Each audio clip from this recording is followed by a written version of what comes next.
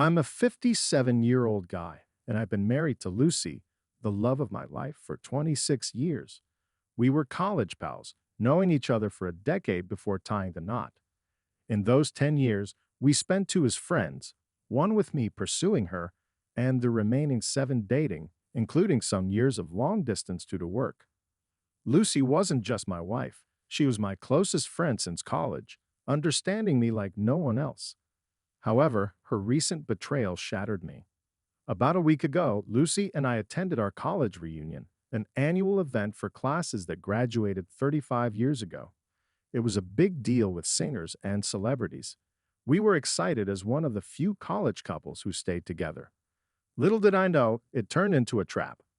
Rick, an admirer of Lucy since college, approached us, making things uncomfortable. Rick had persistently pursued Lucy despite her being with me. He greeted us at the reunion with hugs, but Lucy opted for a handshake due to his unsettling gaze. During the event, Rick revealed he was still fixated on Lucy, even after 35 years in my 26-year marriage. He expressed regret for causing discomfort, claiming he just wanted to make Lucy feel happy and admired. I couldn't stand his cheesy words and told him to back off. Lucy asked him to leave, but he insisted she forgive him for us to enjoy the gathering. Despite my initial anger, those words made me think it was time to put this behind us and move forward. That night was definitely our last chance to meet old friends and classmates, so dwelling on the past seemed pointless. Lucy hugged Rick, urging him to move on, and we all headed to the dance floor to have fun. It turned into an enjoyable time, and Nancy and Lucy even talked to Rick later. I was relieved, thinking the matter was resolved, and everyone could look back on it positively. However, about an hour later, Lucy and Nancy were nowhere to be seen. When they didn't reappear, I started searching for them. Lucy returned after some time, seeming different. Despite no apparent changes in her appearance, she became unusually quiet, urging me to leave early. Nancy joined us, but they didn't exchange a single word. Lucy insisted we leave early, remaining silent during the journey back. I kept asking if she was okay, but she simply said she was tired. Her silence and change in demeanor worried me. Back home, while friends posted happy pictures of the evening, Lucy slipped into bed without saying much. Later, around 2 a.m., she woke me up in tears, revealing that she had cheated on me with Rick. I was speechless, frozen in shock, as she explained how it happened during the reunion party. She admitted feeling intoxicated and foolishly succumbing to Rick's words. My mind was in a daze and my body felt numb. She nudged me, seeking some reaction, but I remained silent. I asked her for a moment, and she continued crying and apologizing. Eventually, I told her to go to sleep, and we would discuss the matter in the morning. She held on to me tightly, expressing her fear of losing me. I closed my eyes, replaying the situation in my mind repeatedly. As I reflected on the events, something struck me as odd. Rick gave me a strange, unsettling grin after Lucy returned from their encounter. Although I hadn't paid much attention at the time, I realized it was his triumphant smile, signifying that he had finally won her over. With that realization, anger and disgust welled up inside me. Restless for self-pity, sharing the bed with her became unbearable. Noticing that Lucy had fallen into a deep slumber after hours of crying, I quietly slipped out of bed, gathered my essentials, and left our home. Despite our 26-year marriage, I couldn't fathom a life without her. We had a family and children, but I knew I couldn't stay. Aware that if I stayed until morning, she might persuade me against separation, I checked into a hotel and blocked her number along with all her social media accounts. I fell asleep around 8 o'clock or 9 o'clock a.m., feeling uneasy. My phone started ringing incessantly with calls from my children. Lucy and I have two kids, a 24-year-old son and a 21-year-old daughter, both in college. After reading stories of people plotting revenge, I realized I made a hasty decision to ghost Lucy that night. I should have planned more carefully for my next steps. My son, more composed and mature, was the first I spoke to. I informed him that his mother had cheated on me, and I needed time to process everything. He was taken aback, unable to fathom the idea that his mother could do such a thing. He insisted on knowing the details in chronological order, but I knew it would shatter his spirit. I asked him not to disclose this to anyone until I did. I sent a text to my daughter, explaining that I was stressed about work-related issues and would be out of town. Over the next few days, I sought legal advice, navigated the situation, and considered my responsibilities. I scheduled an appointment with a lawyer and will provide updates as I make progress. Despite the support received, seeking revenge on Lucy is the last thing I would consider. I still love her deeply, but reconciliation is not an option for me. Uncertain about the future, I have numerous responsibilities to handle, including work, children, and assets. I don't have a fixed workplace. Concerns were raised about Lucy potentially showing up at my workplace, as I occasionally work from home or visit clients' offices. I consult for multiple clients simultaneously. So far, Lucy hasn't been able to locate me. As mentioned earlier, I'm approaching 60, and we've been planning our retirement for a long time. We've been saving up to purchase a beach house in the countryside for our retirement years, with plans to buy it next year. We've even identified some properties and have been in discussions with property owners. Fortunately, we haven't made the purchase yet. Otherwise, it would have presented a different set of challenges. Lucy has been trying to contact me ever since I ghosted her. I met with the lawyer the day after my initial post, and he advised me to inform the children about the separation, given that they are adults. We also discussed the division of property, and I've decided to split it evenly between Lucy and myself. No retaliation involving depriving Lucy of her wealth. She's entitled to half of our assets, and she's earned it. She's also entitled to the separation, which she too has earned. I understand her very well. She might be willing to relinquish her claim to the wealth to reconcile and keep our family together. While the divorce paperwork was being prepared, I met with my children. I asked my son to discreetly bring his sister to a restaurant without revealing that I would be there. He agreed. My daughter's reaction was intense. She bombarded me with questions, including whether I was cheating on mom, as she knew I had cut off contact with her. She was visibly upset, which pained me, but I had to remain strong for them and for what I was about to disclose. I calmed her down and reassured her that I wasn't involved with anyone else. Then gradually, I disclosed the truth to them. Although my son was aware of it, he didn't know about my next steps. My daughter was devastated to learn that her mom had cheated on me. She had been living with Lucy for the past 15 days since I left the house. She hugged me and apologized for being angry with me. They both inquired if I could consider giving our marriage another chance, but I made it clear that I was pursuing a divorce. They both broke down emotionally. Witnessing their tears was heart-wrenching, but they understood my pain. I assured them that I was separating from their mom, not from them. Of course, my daughter informed me that Mom Lucy had not been eating or sleeping properly. She's been oscillating between crying and nervously pacing while trying to reach me endlessly. She even drove to several of my clients' offices to inquire about my whereabouts, but they all informed her that I hadn't visited their offices for 2 weeks. When our daughter asked her if something had happened between us, since it was the first time I had acted this way, Lucy didn't respond to her question. Instead, she continued to cry and moan while locking herself in her room. I requested my daughter to remain at home with her mom until our divorce is finalized. I can see their sorrow gradually transforming into anger when we discuss their mom. I can tell that they feel let down by her as well. I understand it. They've also suffered a loss. Our family is shattered, and there's one person responsible for it. However, I don't want or need them to harbor hatred towards their mothers, so I insist that they offer her support. A few days later, I received a text from Rick inquiring about Lucy. He mentioned that if I was planning to divorce her after learning about her infidelity, he was willing to take her. I replied that Lucy was a free woman and could make her own choices. I blocked him afterward. I'm sure he messaged me to provoke me, but I felt the least anger towards him. I won't fall into his stalking tactics. I didn't marry, love, or trust him. All of that I did with Lucy, who betrayed me, affecting me deeply. I'm not insecure. He can have her if she desires. I'm least concerned about that. The divorce papers are supposed to be mailed today, and I'm still waiting for my daughter's call regarding Lucy's reaction. I'll provide an update once my divorce is finalized.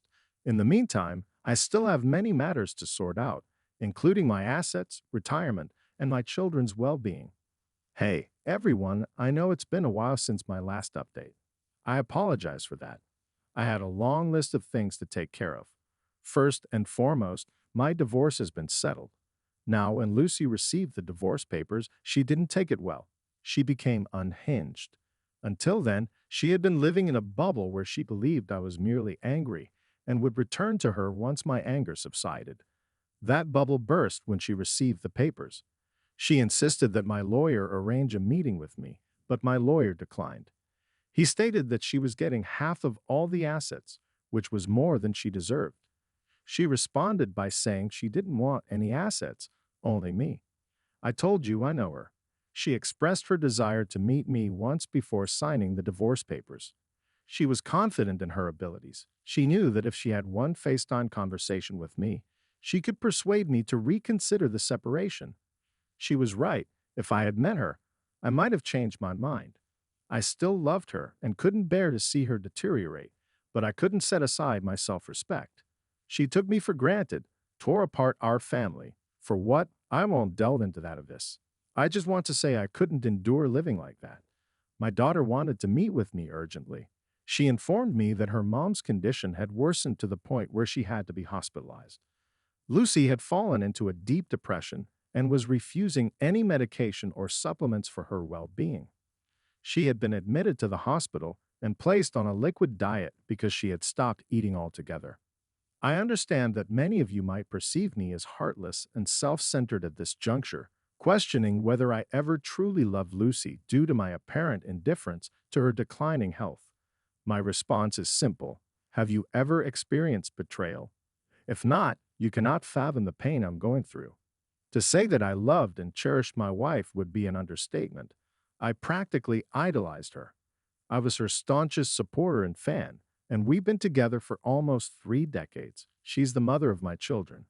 Rick was partially right. Finding a woman like Lucy is exceptionally challenging. She possesses intelligence, talent, empathy, and all the qualities one desires in a partner. Therefore, I made sure to treat her accordingly. But what did she do in return? She struck me at my most vulnerable point. I never imagined in my wildest dreams that she would betray me, let alone with Rick. A few days after Lucy received the divorce papers, Nancy reached out to me. She asked about my well-being and inquired about Lucy. I informed her that we were going through a separation. She didn't appear surprised and mentioned that she knew the reason. Later, she called me. During our conversation, Nancy asked how I had discovered the affair. I explained that Lucy had confessed to it. She expressed her regrets and revealed that she had tried to warn Lucy about Rick. Nancy had advised her not to go out with him, but Lucy had ignored her counsel.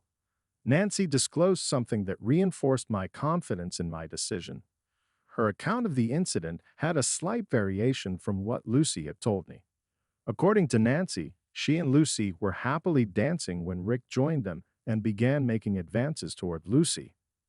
He whispered in her ear, which Lucy claimed was an apology from Rick. Nancy was uncomfortable with Rick's advances and attempted to intervene, but she noticed that Lucy suddenly seemed to enjoy his company. When Rick proposed going for a walk, Lucy looked to Nancy for guidance. Nancy strongly opposed the idea, as everyone knew how unsettling Rick could be. However, after some time, Lucy excused herself and went for a walk with Rick. Nancy wasn't too bothered by this because Lucy had also expressed interest in going with him. As I had planned, I gradually transitioned to clients with whom I could work remotely 100%. Regarding the money that Lucy and I had saved for our retirement home, she received 50% of it, and I distributed the remaining 50%, which was my share, evenly between my 2 adult children. I don't have a need for it, and they are responsible enough to put that money to good use.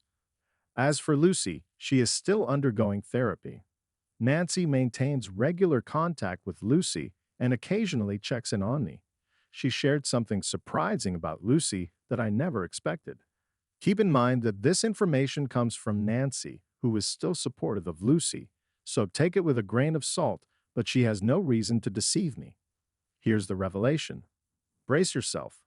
Despite my repeated claims that I know Lucy well, even after her infidelity, hearing this made me question whether I ever truly knew her. I always considered Lucy a strong woman with a resilient mind, but it seems that loneliness took a toll on her. Lucy began chatting with Rick, and he reciprocated by expressing his love for her until he learned about our divorce. Strangely, as soon as he found out, he started acting strangely and essentially ghosted her. Lucy was heartbroken to discover that Rick stopped communicating with her after she informed him about the divorce. She reminded him of his claims of love and desire to be with her, despite everything. It turned out that he was merely flirting with Lucy for a casual physical relationship, which he got. He stated that he couldn't commit to a marriage or any emotional relationship with Lucy because she's such a strong-willed woman. For those who know Lucy, it's nearly unbelievable that she pleaded with Rick for a relationship.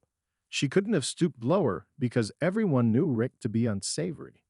Rick revealed his true intentions by admitting that he was only interested in a physical relationship, while Lucy sought emotional support, not just physical intimacy.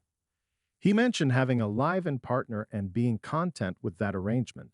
It appears that all of his love and admiration were insincere. When Lucy and Rick had a disagreement, he concluded it with a hurtful remark. He indirectly taunted Lucy by suggesting that he had succeeded in deceiving her. He claimed that he thought Lucy was intelligent, yet he managed to trick her, implying that he was the cleverer of the two. This caused her to sink deeper into depression as she had lost everything by falling for his deceitful lies. The last update I received about Lucy was a couple of weeks ago. My daughter had been staying with Lucy since I moved out of the house. She needed someone's company to help her cope with her depression. However, after living with her for a year, my daughter realized that she could no longer coexist with Mom, as Lucy had become extremely difficult. Lucy, who was once emotionally resilient, has transformed into an insecure and erratic individual who constantly seeks the presence and attention of others. She has also become delusional and disoriented. Lucy has morphed into a controlling and possessive mother. She bombards my children with calls and messages. If they don't respond promptly, she even insisted that my son move in with her until he got married, but he declined her request. She has been pressuring my daughter to spend time at home instead of going out with friends or taking vacations. My children are no longer kids. They are adults now and can't be restricted. Whenever my daughter tried to address Lucy's intrusive behavior, Lucy would break down and express her fear of losing them, especially after losing me.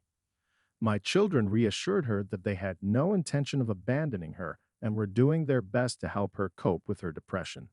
However, they warned her that if she continued to be so controlling, they might have to reconsider. This led to heated arguments, with the children accusing them of not supporting her during her most challenging times. This behavior is unfamiliar to me, and my children are equally perplexed by it. Ultimately, they had to confront her, explaining that it was her actions that had disrupted our once happy and loving family. What was once a harmonious and safe family environment is now fractured and distorted. It was difficult for her to accept that her own children held her responsible for everything. My daughter moved out of the house 2 weeks ago. She informed me that she had tried her best to assist Lucy, but she couldn't put her life on hold to care for her. I believe my daughter's decision was reasonable. She needs to move forward with her life, and Lucy needs to regain control of her own life. While some might take satisfaction in seeing their cheating ex-wife in misery in their 20s or 30s, I couldn't find happiness in this situation. I felt genuinely sorry for her condition. Her poor choices have condemned her to a lifetime of suffering. I hope she can rediscover her former self, a confident, strong woman who doesn't need to rely on people like Rick for emotional support. As for my journey, I've spent the past year living in 4 different countries, exploring local cultures, savoring diverse cuisines, and immersing myself in entirely new lifestyles. It has been a great experience. Initially, I was disappointed that my retirement plans had to take a different path. I had always envisioned spending my golden years in peaceful harmony with Lucy. However, now I find satisfaction in having embraced various cultures and lifestyles. I've had the privilege of meeting incredible people in different corners of the world. To clarify, I haven't entered into any new relationships, nor am I actively seeking one at the moment. I'll remain open to whatever the future has in store for me, and I'll keep you updated if anything significant unfolds. Hello, everyone. I apologize for not providing updates over the past few years. The truth is, not much noteworthy has occurred in the last 2.5 years, except for my extensive travels to more than a dozen countries and my renewed passion for painting. Initially, I initiated this thread to share my story about my cheating wife, and there didn't seem to be a point in updating it with my travel experiences, so I refrained from doing so. However, there has been an event that prompted me to write this update. Last month, after 4 years, I had the opportunity to meet Lucy again. This reunion was due to my son's upcoming wedding. Yes, my son has found the love of his life and decided to tie the knot. He called me 2 months prior to the wedding and expressed his desire for Lucy and me to meet the girl's parents. Initially, I was hesitant and suggested that I could meet them directly at the wedding. However, I realized that it wasn't about me. It was about fulfilling my responsibilities as a father. The girl's parents graciously hosted a dinner for us a week before the wedding. Although I hadn't confirmed my attendance, I decided to join at the last moment. Attending my son's wedding with Lucy was challenging, but I understood the need to support him. Lucy appeared different, and her eyes hinted at changes. Seated next to each other unexpectedly, our first encounter in years surprised me. Lucy remained silent in public, but later privately acknowledged my improved well-being. Avoiding eye contact, our interaction was uneventful. After bidding everyone farewell, my time with Lucy was brief and unremarkable. I declined my son's offer to stay, opting for a hotel. In a surprising turn, I've embraced a nomadic lifestyle, finding companionship with Ashleen during my travels. We've explored 8 countries, enjoying each other's company without rushing into commitment. My family is aware of Ashleen, but we kept it from Lucy to avoid triggering her depression. Recently, at my son's wedding, Lucy's controlling behavior surfaced. She confronted me with Ashleen, causing a scene. My daughter intervened sternly, asserting Lucy needed to move on. Lucy's reaction showcased her struggle, but my daughter's strength impressed me. Lucy's drama is behind us, and I aim to enjoy the remaining years in peace. I appreciate the advice and shared experiences from this community, encouraging fidelity and cherishing life's joys.